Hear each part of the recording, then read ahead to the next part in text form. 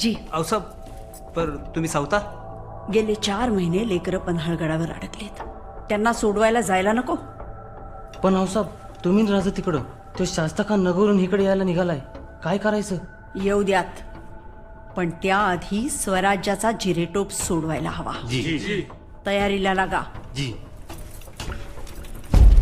मुजराव साहेब. नेतोजी, तुम्ही राजा कोंडला गेला असताना गनिमाच्या भीतीनं पळून आलात.